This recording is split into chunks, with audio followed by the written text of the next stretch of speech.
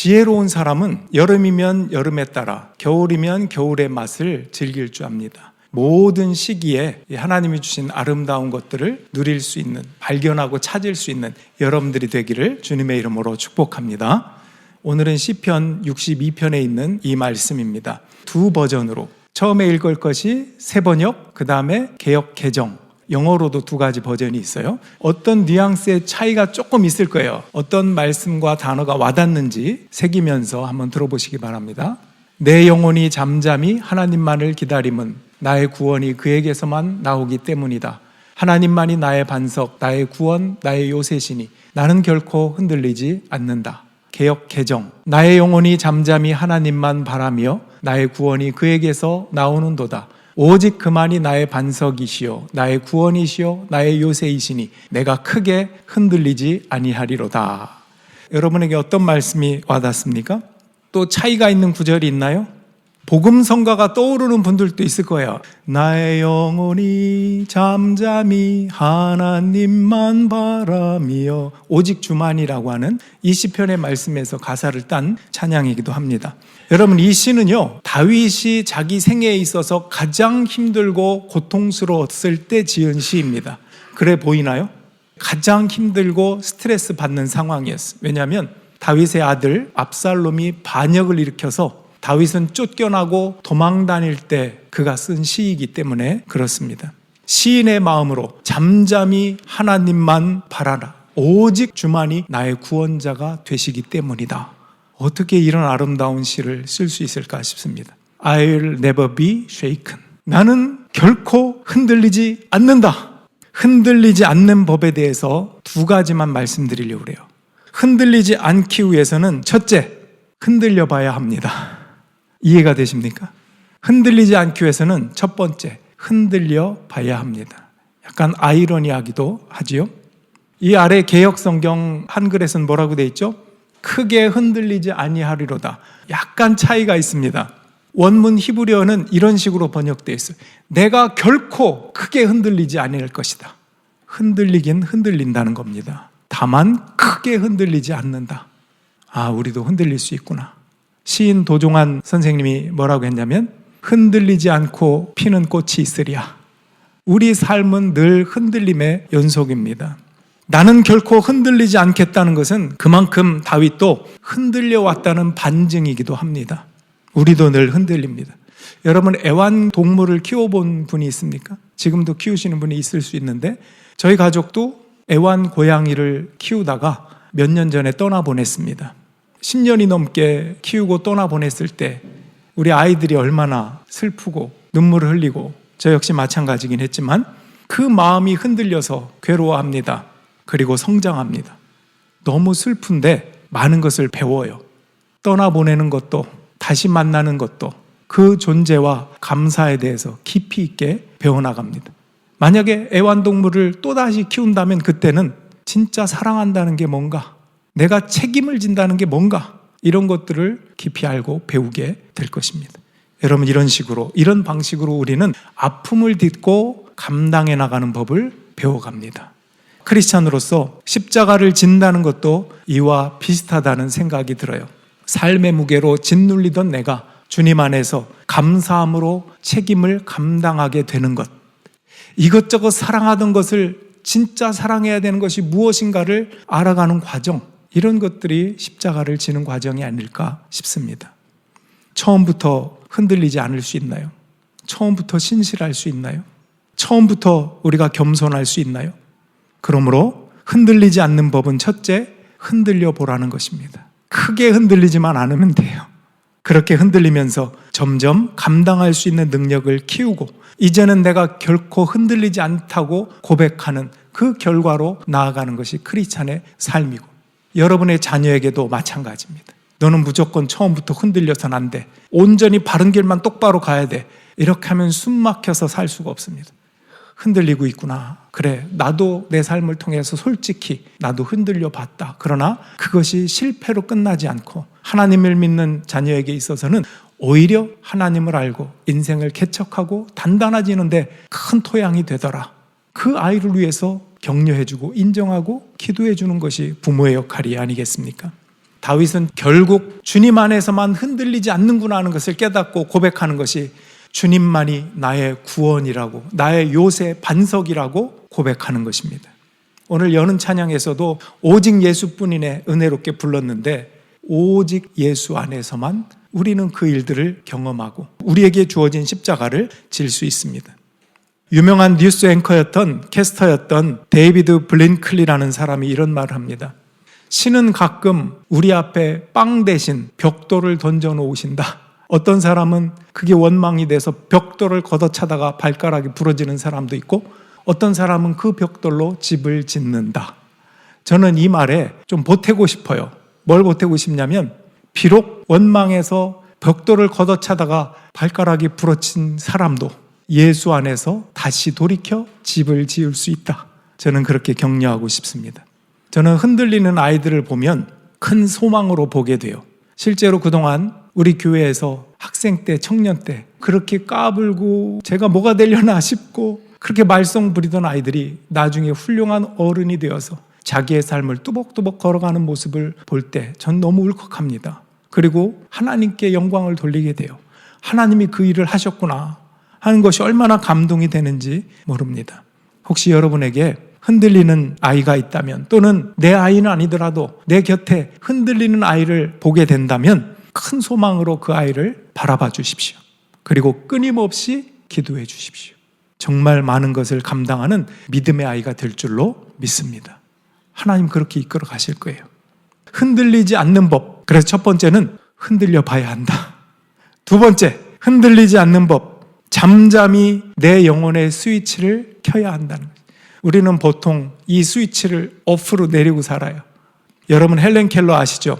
헬렌 켈러가 쓴 책 제목이 3일간만 볼 수 있다면입니다. 내용은 간단하게 그래요. 내가 사흘간 눈을 떠 볼 수 있다면, 첫날은 나를 포기하지 않고 끝까지 가르쳐 주신 설리반 선생님을 만나 뵙고 싶습니다. 돌아오는 길에 산에 올라가 꽃과 풀과 노을을 보고 싶습니다. 두 번째 날에는 새벽 일찍 일어나서 먼동이 토오르는 아름다운 해, 그 모습을 보고 싶습니다. 저녁이 되고 어두워지면 영롱하게 빛나는 아름다운 별들을 보고 싶습니다. 셋째 날 역시 아침 일찍 일어나서 기쁜 마음으로 출근하는 사람들, 난 한 번도 출근해 본 적이 없거든요. 바쁜 발걸음으로 출근하는 사람들의 표정을 보고 싶습니다. 그리고 돌아오는 길에 아름다운 영화를 보고 저녁 때는 화려한 네온 사인과 진열된 상품들을 보고 싶습니다. 그리고 밤이 되면 마지막으로 집으로 돌아와 지난 사흘 동안 눈을 또 보게 하신 하나님께 감사의 기도를 드리고 싶습니다. 이 내용이에요. 여러분이 헬렌 켈러가 특별하게 보고 싶어 했던 그 일상의 것들이 우리에게는 그냥 일상이에요. 이미 보고 있습니다. 얼마나 대단한 일입니까? 우리는 매일 보고 있다고요. 하늘의 별들, 해, 오늘 덥다고 지금 막 이러고 있지만 이것마저도 얼마나 축복이고 감사한 건지 여러분 알고 계십니까? 내 주변에, 내 곁에 두신 그 사람들이 얼마나 소중한지 발견하고 계십니까? 이것은 내 영혼의 스위치를 켜야만 볼 수 있다고요. 평소엔 볼 수도 없어요. 눈이 있어도 볼 수가 없습니다. 귀가 있어도 들을 수가 없습니다. 여러분, 영혼의 스위치를 켜고 내 주변, 내 일상의 것들이 특별하구나 하는 것을 발견할 수 있는 저와 여러분들이 되시길 주님의 이름으로 축원합니다. 여름을 맞이해서 휴가를 가는 분들이 종종 있어요. 여러분, 여행을 하고 나면 좋은 점이 뭡니까? 여행을 하고 나면 좋은 점 여러 가지가 있겠죠. 일상을 벗어나서 새로운 것들을 경험한다는 것, 그것이 참 좋은 점일 것입니다. 근데 이것을 거꾸로 말하면 여행의 새로운 경험을 통해서 내 일상의 소중함과 존재와 감사를 발견할 수 있어서 좋은 것입니다. 내가 더 커진 마음으로 일상으로 돌아와서 별거 아니라고 느꼈던 것들을 감사할 수 있는 그 마음, 거기까지 갔다 와야 이게 여행이에요. 아이고, 내 침대가 좋구나. 엄마 아빠가 좋구나. 내 배우자가 이렇게 좋구나. 내 아이들이 이렇게 소중하구나. 내 일상이 이렇게 귀한 거구나. 여기까지 갔다 와야 여행을 잘한 것입니다. 여러분, 영혼의 스위치를 켜고 잠잠히 생각해 보세요. 내가 받은 은혜와 복이 참 많구나. 얼마나 귀한지 모릅니다. 잠잠히 하나님이 하신 일들을 묵상해 보십시오. 데살로니가전서 5장 16절 18절 제가 읽어볼게요. 항상 기뻐하라, 쉬지 말고 기도하라, 범사에 감사하라. 이는 그리스도 예수 안에서 우리를 향하신 하나님의 뜻이니라. 보세요. 항상 쉬지 말고 범사에. 이 단어 자체가 일상이거든요. 이게 하나님의 뜻이래요. 근데 보통은 이거 못 깨달아요. 내 영혼의 스위치가 온이 되어 있어야 깨달을 수 있는 것입니다. 내 일상이 흔들릴 만큼 아파보면 내 일상의 건강함이라는 것이 얼마나 귀한지 알게 됩니다. 내가 깨지고 부서질 때 내가 죄인이라는 것도 알게 되고 내 교만함도 내려놓게 되고 내 영혼이 그제서야 주님을 찾게 됩니다. 다윗이 쫓기고 도망다니면서 깨달은 게 이거예요. 내 영혼이 잠잠히 하나님만 바라봅니다. 나의 구원이 오직 그에게서만 나오기 때문입니다. 다윗이 그 절박한 상황에서 시인으로서 하나님께 고백한 바입니다. 다윗은 시편 53편 또 다른 시에서 발버둥 치면서 도대체 하나님이 어디 있다고 하느냐라고 말하는 사람들에게 그런 사람들을 대하며 이렇게 시를 씁니다. 시편 53편 1절과 3절 읽어보겠습니다. 어리석은 사람은 마음속으로 하나님이 없다 하는구나. 그들은 한결같이 썩어서 더러우니 바른 일 하는 사람 아무도 없구나. 너희 모두는 다른 길로 빗나가서 하나같이 썩었으니 착한 일 하는 사람이 하나도 없구나. 여러분, 인간은 스스로 구원할 수 없습니다. 나 혼자서 착한 일을 많이 한다고 구원받을 수 있는 게 아닙니다. 착할 일 할 수 있는 스스로의 능력도 없지만 착한 사람 자체도 없다고 성경은 말합니다. 저 사람은 법 없이도 살만한 사람이야, 되게 착한 사람이야 라고 말하는 그 사람 자체도 남과 비교했을 때, 교도소에 간 사람과 비교했을 때 상대적으로 조금 착한 건 있을 수는 있어도 하나님 앞에서 내가 선하다고, 나는 착한 사람이라고, 구원받을 만큼의 선한 사람이라고 말할 수 있는 사람은 아무도 없습니다. 그게 솔직한 것입니다. 나는 괜찮은 사람이야, 이건 아직 솔직하지 않은 것입니다. 하나님 앞에서 우리는 죄인이라는 것입니다. 선한 사람이 없다.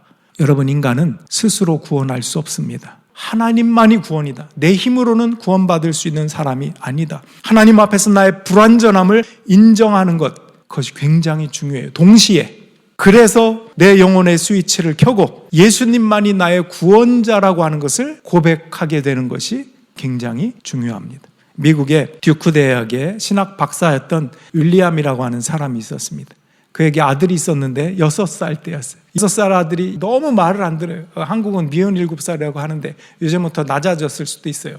근데 6살짜리가 하도 말을 안 들으니까 너 이번에도 말 안 들으면, 이렇게 한국식으로 표현해 볼게요. 맴매할 줄 알아? 맞을 줄 알아? 그랬더니 이 아이가 신학 박사 아들답게 대답을 하는 거예요.